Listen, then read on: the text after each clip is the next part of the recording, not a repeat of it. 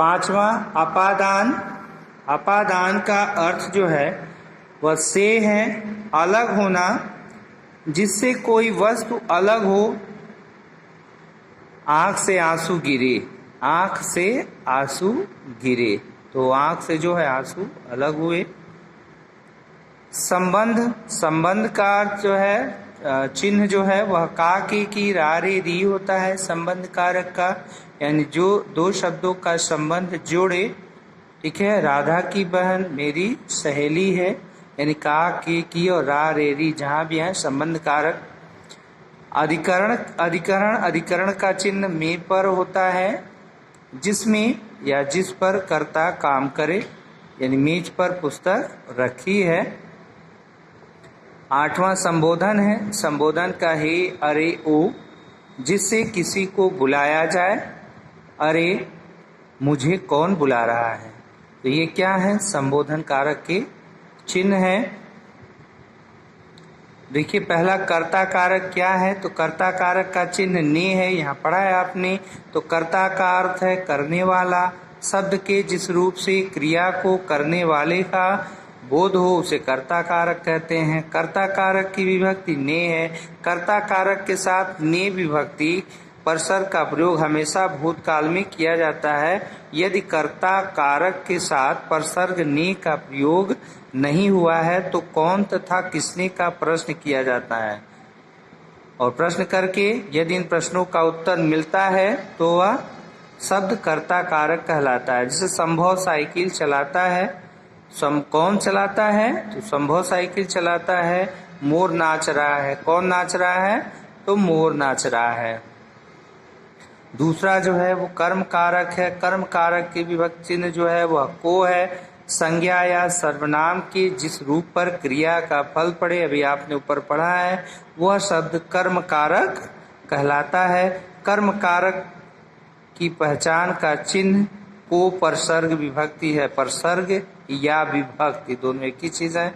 ठीक है, तो को है जिसका, उसे हम क्या करेंगे, इसे पहचानने के लिए किसका या क्या का प्रश्न करते हैं। ठीक है, कर्म कारक को पहचानने के लिए, जैसे सूची को पढ़ने दो, किसको पढ़ने दो, सूची को। विशाल ने कविता सुनाई, किसने सुनाई, तो विशाल ने कविता सुनाई। आगे हम जानते हैं करण कारक। करण कारक का से के द्वारा, यानी साधन के रूप में, साधन क्रिया के होने के साधन का पता चलता है। कर्ता जिस साधन से कार्य करता है उसे करण कारक कहते हैं, उसे करण कारक कहते हैं।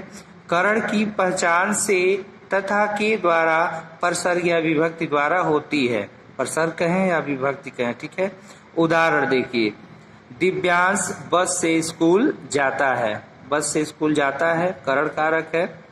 माँ ने चाकू से सेब काटे, सेब काटने की क्रिया हुई, किससे हुई, चाकू से। यहाँ स्कूल जाने की क्रिया हुई, किससे हुई, बस से, यानी साधन का बोध हुआ, यहाँ बस से, यहाँ चाकू से, तो यहाँ पर क्या हो जाएगा, करण कारक हो जाएगा। चौथा है संप्रदान कारक। संप्रदान कारक यानी के लिए है, जिसके लिए क्रिया की जाए उसे प्रकट करने वाला शब्द संप्रदान कारक होता है। संप्रदान कारक की विभक्ति को तथा के लिए, को नहीं है, के लिए है। इसके अतिरिक्त जिस शब्द द्वारा किसको किस लिए प्रश्न का उत्तर मिलता है उसे संप्रदान कारक कहते हैं। उदाहरण देखिए, दादी जी पूजा के लिए फूल लाए, के लिए, पूजा के लिए।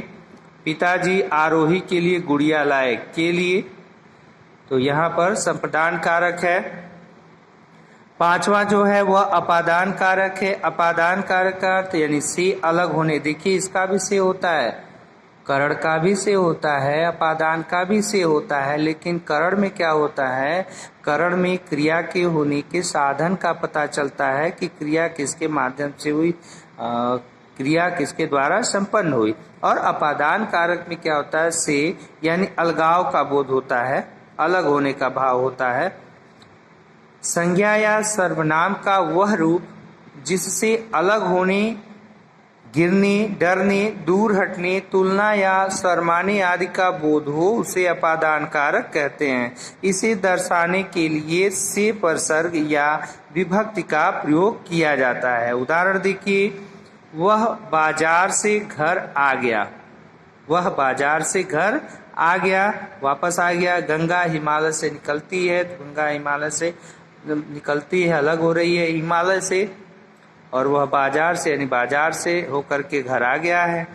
6वां देखिए, संबंध कारक। संबंध कारक का, के, की और रा, रे, री, इसका यह चिन्ह होता है संज्ञा या सर्वनाम के जिस रूप से उसका संबंध दूसरी संज्ञा से प्रकट हो उसे संबंध कारक कहते हैं।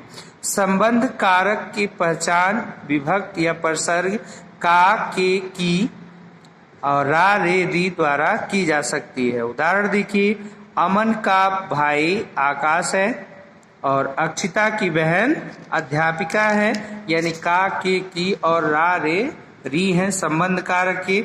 उसके बाद अधिकरण है। अधिकरण का चिन्ह जो है में, पे, पर होता है। में पर संज्ञा या सर्वनाम के जिस रूप से क्रिया के होने के स्थान, समय, अवसर आदि का बोध हो उसे अधिकरण कारक कहते हैं। अधिकरण कारक की विभक्ति या परसर्ग, वे दोनों एक ही चीज है, विभक्ति है परसर्ग है, में पर है। उदाहरण देखिए, मछली पानी में तैर रही है। में जो है क्या है, अधिकरण कारक का चिन्ह है। कबूतर छत पर बैठे हैं, पर आ गया यहाँ पर, तो अधिकरण कारक है। 8वां हमारा है संबोधन कारक। हे, अरे, ओ। हे, अरे, ओ संज्ञा या सर्वनाम का वह रूप जिससे किसी को पुकारा जाए उसे संबोधन कारक कहते हैं। इसे हे, अरे, अजी, ओ विभक्ति या परसर्ग द्वारा व्यक्त किया जाता है। उदाहरण, हे प्रभु हमारी रक्षा करना, अरे जरा ध्यान से चलो। तो ये शब्द जो है क्या है, ये संबोधन कारक हैं, संबोधन के लिए प्रयोग किए जाते हैं। अब आइए देखते हैं कि अब तक हमने इस चैप्टर में क्या सीखा। तो क्या सीखा, हमने सीखा संज्ञा या सर्वनाम के जिस रूप से उसका संबंध क्रिया के साथ जाना जाए उसे कारक कहते हैं। कारक संबंध को कारक चिन्हों अथवा परसर्गों द्वारा प्रकट किया जाता है। कारक के 8 भेद होते हैं: कर्ता, कर्म, करण, संप्रदान, अपादान, संबंध, अधिकरण और संबोधन। प्रत्येक कारक का एक चिन्ह होता है जिसे परसर्ग या विभक्ति कहते हैं। आइए इनके प्रश्नों को देख लेते हैं हम। अभ्यास में निम्नलिखित प्रश्नों के उत्तर दीजिए। कारक किसे कहते हैं? तो संज्ञा या सर्वनाम के जिस रूप से उसका संबंध क्रिया के साथ जाना जाए उसी को हम क्या कहते हैं? कारक कहते हैं। कारक कितने प्रकार के होते हैं? तो कारक 8 प्रकार के होते हैं। उनके भेदों के नाम लिखना है तो यहाँ पर दिया हुआ है: कर्ता, कर्म, करण, संप्रदान, अपादान, संबंध, अधिकरण और संबोधन। देखिए यहाँ कह रहा है प्रश्न नंबर 2 में कि नीचे दिए वाक्यों को उपयुक्त विभक्ति या परसर्ग द्वारा पूरा कीजिए। तो यहाँ पर पहला जो है आपका कोयला खान ब्लैंक स्पेस दिया हुआ है, निकलता है।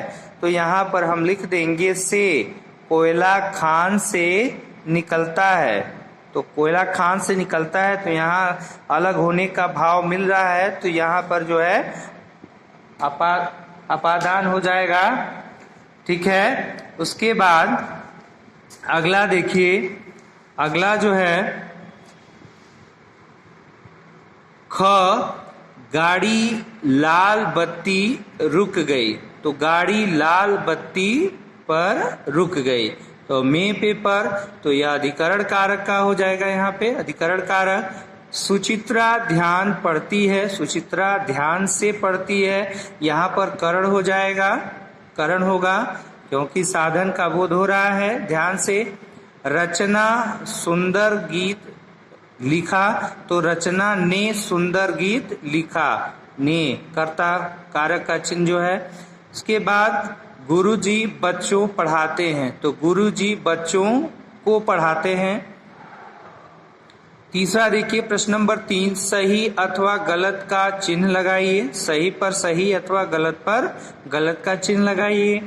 पहला है हिंदी में कारकों की संख्या 8 है, ये सही है क्योंकि हिंदी में कारकों की संख्या 8 है। कर्ता कारक का विभक्ति चिन्ह को है, ये गलत है क्योंकि को नहीं ने है, तो यह गलत है। कारक के चिन्ह को विभक्ति कहते हैं, तो ये सही है, उसी को हम विभक्ति या परसर्ग कहते हैं कारक के चिन्हों को। अधिकरण कारक का विभक्ति चिन्ह से है, तो अधिकरण कारक का विभक्ति चिन्ह जो है वह में और पर है, से नहीं है, यह गलत है। कारक संज्ञा तथा सर्वनाम का संबंध दर्शाने का कार्य करते हैं, तो ये सही है कि कारक जो है शब्दों यानी संज्ञा तथा सर्वनाम के संबंधों को स्पष्ट करते हैं, बताते हैं। अब आइए, नीचे दिए वाक्यों में परसर्ग संबंधी अशुद्धियां हो गई हैं, उन्हें शुद्ध करके लिखिए। तो इसमें देखिए तालाब पर पानी भरा है, तो इसको जब हम शुद्ध करेंगे पर की जगह में हो जाएगा, तालाब में पानी भरा है। दूसरा है मैंने हंस पड़ा, तो मैंने हंस पड़ा नहीं होगा, मैं हंस पड़ा। तोता डाली में बैठा है, तो यहाँ तोता डाली में नहीं पर बैठा है, अधिकरण हो जाएगा। अगला है यह पुस्तक उसने को दे दो, तो यह पुस्तक उसको दे दो, ठीक है। रजत ने माँ का पूछा, तो रजत ने माँ का नहीं पूछा, रजत ने माँ से पूछा। प्रश्न नंबर 5 है, नीचे दिए वाक्यों में उचित परसर्ग लगाकर वाक्य को फिर से लिखिए। यह पुस्तक मालिनी दे दो, तो यह पुस्तक मालिनी को दे दो, कर्म कारक का चिन्ह जो है को दे दो। अंजना माँ विद्यालय पढ़ाती है, तो यहाँ पर जो है अंजना की माँ विद्यालय में पढ़ाती हैं, तो अंजना की माँ यानी संबंध कारक हो जाएगा, और विद्यालय में पढ़ाती है तो में जो है अधिकरण हो जाएगा, क्योंकि संबंध का के की और रा रे भी होता है और में पर जो है अधिकरण का होता है। उसके बाद देखिए बच्चा साइकिल गिर पड़ा, तो बच्चा साइकिल से गिर पड़ा। मेरे घर 4 बड़े कमरे हैं, तो मेरे घर में 4 बड़े कमरे हैं। नेताजी लोगों भाषण दिए, नेताजी ने लोगों को भाषण दिया। प्रश्न नंबर 6 कर नीचे दिए वाक्यों में रंगीन शब्दों के कारक भेद बताइए। तो कारक भेद देखिए, किसान के परिश्रम से अच्छी पैदावार हुई, तो यहाँ पर की जो है संबंध कारक हो जाएगा, यहाँ परिश्रम से, तो यहाँ पर जो है करण हो जाएगा, क्योंकि अच्छी पैदावार क्यों कैसे हुई, परिश्रम से हुई। दूसरा पक्षी आकाश में उड़ रहे हैं, तो यहाँ पर में जो है यह अधिकरण हो जाएगा, क्योंकि में पर जो है अधिकरण का चिन्ह होते हैं। कविता ने अपने जन्मदिन पर केक बनाया, तो कविता ने और पर ये जो है ने कर्ता कारक और पर जो है अधिकरण कारक हो जाएंगे। अध्यापक की नौकरी के लिए कई उम्मीदवार थे, तो की जो है संबंध कारक और के लिए जो है वो संप्रदान कारक हो जाएंगे। अरे ये संबोधन कारक हो जाएगा, तुम चुपचाप क्यों बैठे हो, तो अरे जो है संबोधन कारक होगा। लाल किले पर तिरंगा लहरा रहा है, तो अधिकरण होगा, क्योंकि में पर अधिकरण के चिन्ह होते हैं। पेड़ से पत्ते गिरते हैं, तो यहाँ अपादान होगा, क्यों अलगाव का बोध हो रहा है। मुझे खत द्वारा सूचना मिली, यहाँ पर करण होगा, क्योंकि यहाँ द्वारा है यानी से और के द्वारा, तो खत द्वारा सूचना मिली, यहाँ पर जो है करण कारक होगा। 7वां है नीचे दिए कारक के सामने उनके कारक चिन्ह लिखिए। तो कर्ता ने करण से के द्वारा, अपादान से ब्रैकेट में लिख लेंगे अलगाव का बोध हो, ठीक है, अलगाव का भाव। कर्म को संप्रदान के लिए अधिकरण में और पर, ठीक है। तो स्टूडेंट ये कारक का जो अभ्यास था ये भी समाप्त हुआ, उम्मीद है आप लोग को समझ में आएगा यह। तो स्टूडेंट आज की वीडियो में बस इतना ही, अब आगे के भाग को लेकर के हम फिर उपस्थित होंगे नेक्स्ट वीडियो में। तो तब तक के लिए student take care, bye bye.